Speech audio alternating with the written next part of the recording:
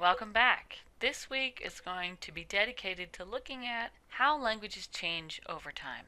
The word neologism just means a new word. In English, neologisms or new words tend to be things like nouns, verbs, adjectives, and adverbs. Very rarely do you see a new preposition like on or in or an article like a or the, though you do see changes in how those prepositions and articles are used. All you have to do is talk to somebody who speaks British English to know that this happens. A lot of words are invented because of societal changes, obviously changes in technology, in the types of occupations that people have, in sports and entertainment. So we no longer use the word Surrey or dog cart or handsome. At least I don't. And then other words simply disappear because of these changes as well. So you've heard of in the neck of the woods or in your neck of the woods. Well, neck used to be a unit of land. But that word only gets retained in these cliches, and the original meaning is forgotten. The same thing with tell, which used to mean to count. It only exists now as a residue in bank teller. And then in other cases, the word remains, but the meaning changes dramatically. So let's look at some techniques by which new words are created.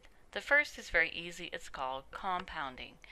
And this is when two or more words are joined together to form a new word. And we've looked at this when we talked about productivity in non-human primates. So Washoe was able to come up with finger bracelet.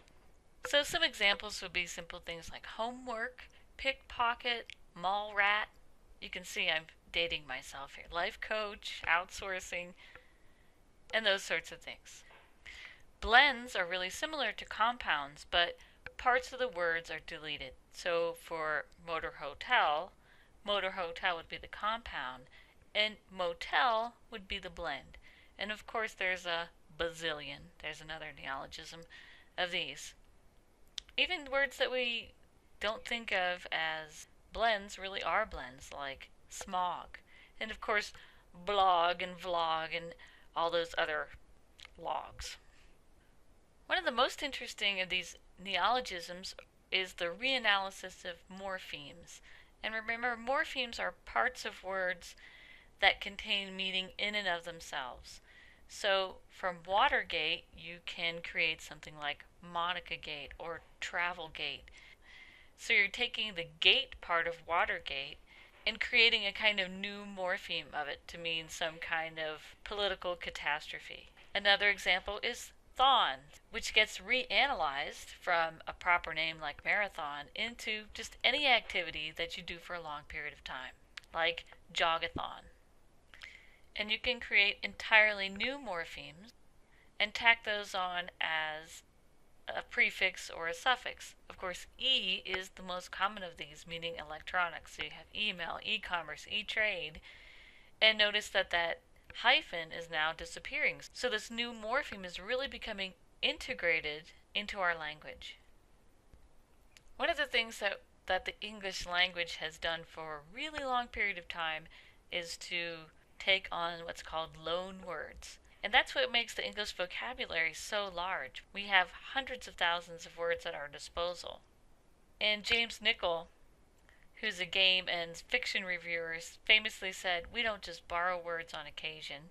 English has pursued other languages down alleyways to beat them unconscious and rifle their pockets for new vocabulary." In other languages, like French, there are institutions that preside over what kinds of words are acceptable and what kinds of words aren't. And of course, this has very little effect on the types of words that people actually use. They just see themselves as the gatekeepers and the protectors of French. So here are just some borrowed words. Of course, Spanish is, we've got a huge number of borrowed words. These are just a few: taco, plaza, bonanza, tortilla. Native American words, sequoia, right, the tree, totem, igloo, chipmunk, possum, raccoon, and so on. French, we've got tons and tons of French words, in large part because of William the Conqueror. Many of the words that we think of as English are actually derived from French. and many, many, many more. And then there are words that were once trade names that actually become the word for something. Like Kodak, of course, you may not even know what that means anymore. It used to be synonymous with photography. Sandwich, right? The Earl of Sandwich, or Kleenex is actually a trade name, so is Xerox. And it turns out that cochlear implant is actually a trade name and not just a generic name. Of course, this is dated here. I didn't even know who to put in here. Kim Kardashian. Don't go all Kim Kardashian on me. Maybe that has meaning. I don't know. But that would be a way that a trade name could get into general usage. And of course, acronyms are pronounced now, so we regularly use SCUBA, which is in fact started out as an acronym, or radar, or NASA, or PIN number, or AWOL. All of these words start out as acronyms, right, that eventually get pronounced. Another way to create a new word is called conversion. So a word may belong to one part of speech, it may be a noun, and you convert it into a verb. So butter is a noun, it's a thing, but you can butter your bread. To permit is a verb, but now you have to have a permit.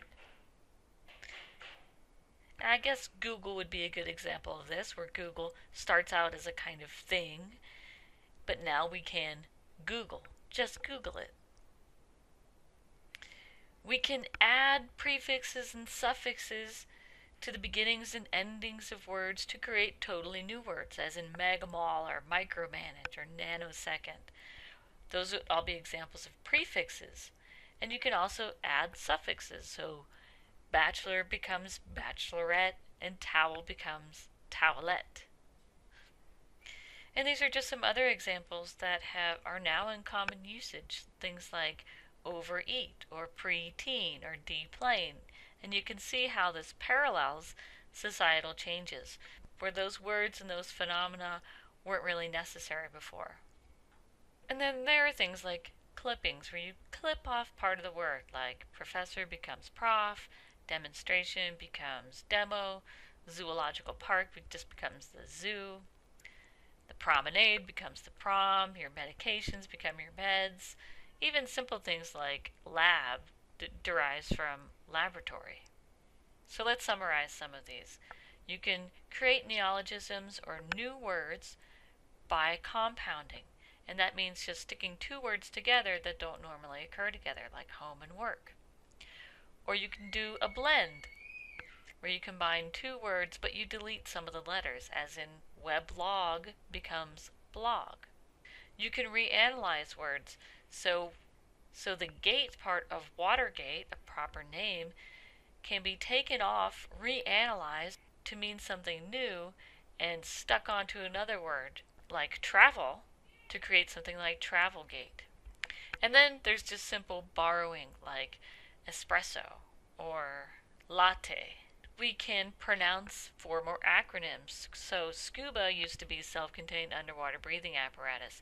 Instead of saying all that, we simply say SCUBA, and today you don't even need to capitalize it. It becomes a totally new word in and of itself. You can convert words from one part of speech to another part of speech.